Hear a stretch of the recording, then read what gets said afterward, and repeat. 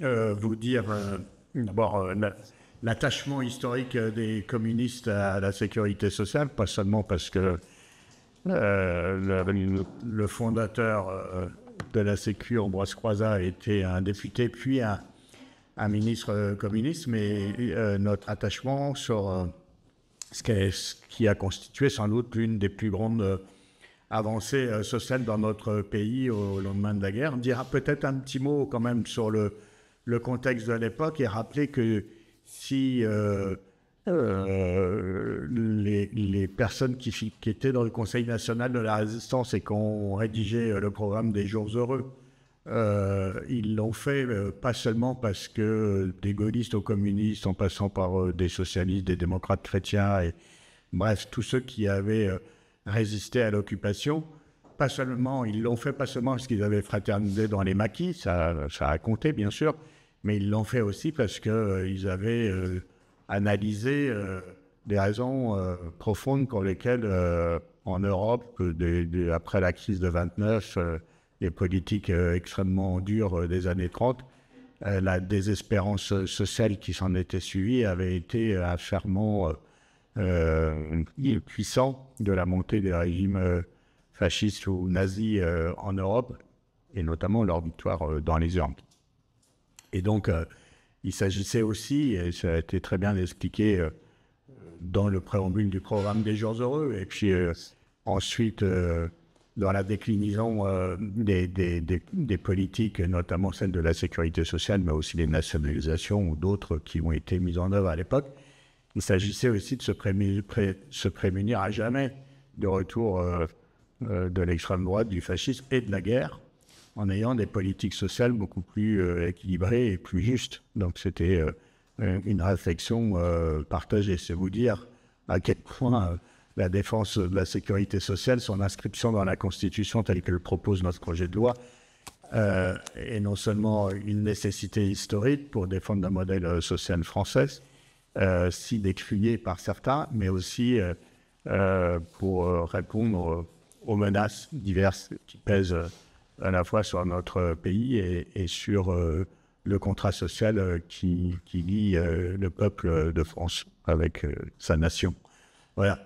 Donc, Pierre Dharréville, qui était député jusqu'en 2024, avait initié ce travail en rédigeant une première proposition. Yannick Monet l'a repris en la complétant, en l'approfondissant, et je vais lui laisser tout de suite le soin de vous la présenter. Merci Stéphane. D'abord, juste en la poursuite, ce que dit Stéphane Piot, il faut bien mesurer ce que c'est que la sécurité sociale. C'est l'affirmation d'un nouvel ordre social. Et quand on parle aujourd'hui de modèle social à la française, c'est justement la sécurité sociale. C'est-à-dire que c'est le monde du travail qui s'organise pour capter une partie de la richesse créée par son travail, ce qu'on appelle la valeur ajoutée, qui prend cette part et qui organise la solidarité pour couvrir tous les aléas de la vie. Donc c'est pas rien. C'est le seul modèle dans le monde qui fonctionne de cette façon. C'est pas un système assurantiel, c'est un système qui repose sur la richesse créée par le travail. La deuxième chose, c'est qu'on a fait cette proposition de loi, tu l'as rappelé, Pierre Dharréville, mon collègue, avait fait une première proposition de loi, je vous expliquerai en quoi elle est un peu différente. Si on le fait, c'est pas uniquement parce que c'est les 80 ans dans 3 jours de la sécurité sociale, puisque le premier décret affirmant la création de la sécurité sociale, c'était le 4 octobre. Mais c'est parce que la sécurité sociale est profondément attaquée. Et comme on écoute de part et d'autre, quelles que soient les orientations politiques des députés, qu'on est prêt à sauver la sécurité sociale, qu'on veut sauver la sécurité sociale, bah pas de problème, on va la sauver alors. Et on va en constitutionnaliser les principes. Et on verra bien ceux qui ont vraiment l'intention, qui sont vraiment attachés à cette sécurité sociale, s'ils sont prêts, et nous on va travailler à en faire un texte transpartisan, s'ils sont prêts à sauver la sécurité sociale en mettant ces principes dans la Constitution. Dans la proposition initiale, on était sur le principe chacun cotise en fonction de ses moyens et reçoit en fonction de ses besoins. On constitutionnalisait ce qui a fondé la Sécu par principe. Ce que l'on rajoute dans cette proposition de loi et qui n'est pas des moindres, et qui correspond d'ailleurs aux attaques qu'elle connaît aujourd'hui, c'est d'une part son financement. On réaffirme la nécessité que la sécurité sociale soit financée par la cotisation, à partir de cette richesse créée par le travail.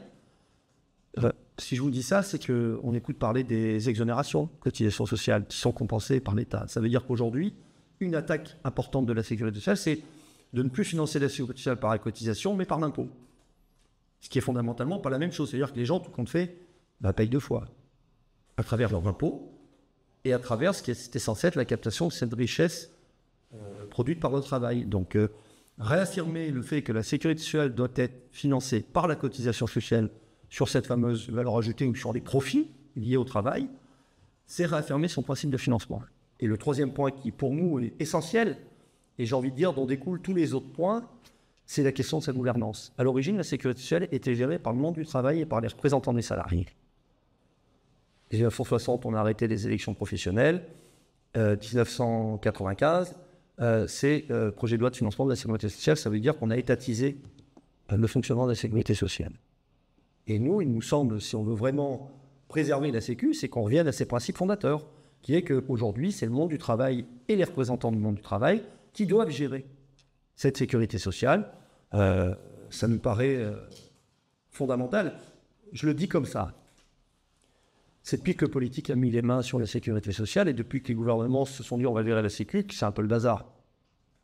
Parce que d'abord, on ne part plus des besoins des populations, mais on part d'une enveloppe théorique que l'on veut dépenser. Donc on intègre le budget de la sécurité dans le budget de l'État. C'est aussi pour ça qu'on crée de la dette, du déficit et puis de la dette qui se cumule tous les ans. Si c'est géré par les salariés, on part des besoins et on prend les moyens nécessaires pour répondre à ces besoins. Et dans ces conditions-là, il n'y a aucune raison que l'on trouve des déficits année après année et que l'on cause une dette qui aujourd'hui pose problème. La dette de la sécurité sociale pose problème, bien évidemment. Donc voilà ce que l'on propose à travers cette simple proposition de loi. Donc, je vais vous laisser de forme de poser des questions, mais on ambitionne d'en faire un texte transpartisan, puisque tout le monde veut sauver la sécurité sociale.